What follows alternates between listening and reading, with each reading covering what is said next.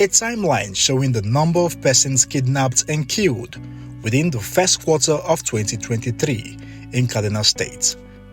The insecurity here shows no sign of abating anytime soon. Economic and business activities in Beningwari local government area have been crippled, no thanks to the attacks by bandits who loot property, kidnap locals, rustle cattle and commit other heinous crimes, forcing residents to flee their abode. Presently in Beningwari, about 100 farming communities have been sacked, whereby now we are having about 50,000 internally displaced persons. Recently, there were reports that about 9 persons were killed in Beningwari local government area, and we also heard of military airstrikes on the fleeing bandits.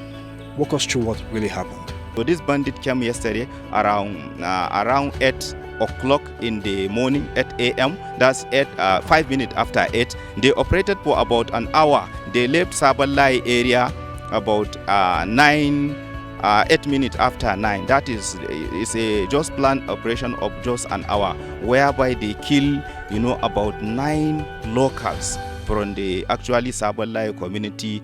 They actually kidnap large number of people that we are still unable to ascertain the number. So I cannot give you the actually real figure for now. And then they also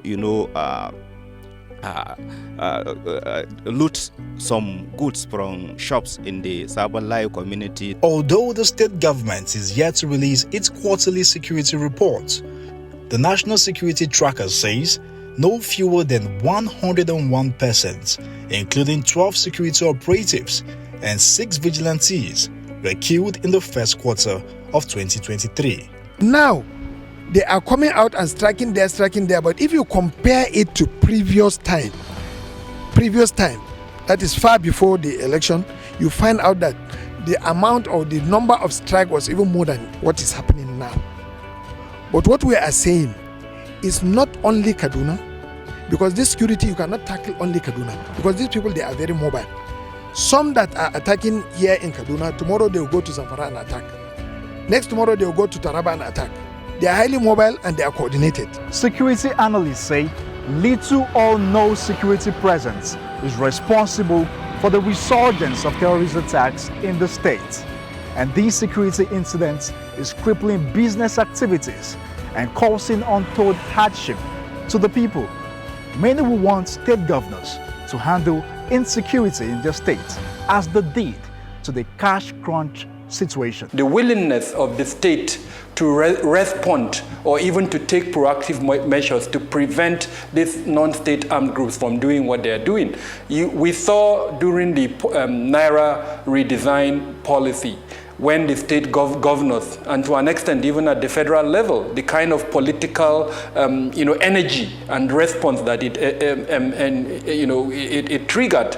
You saw state governors even going to court, challenging the federal government for that move. But we haven't seen that type of response from both the subnationals as well as some of the units within the federal government when it comes to issues that have to do with security. From Zango Kutef to Kajuru, to Beningwari local government areas and all the hotspots, bandit attacks have become more frequent, especially after the relative peace enjoyed during the general election.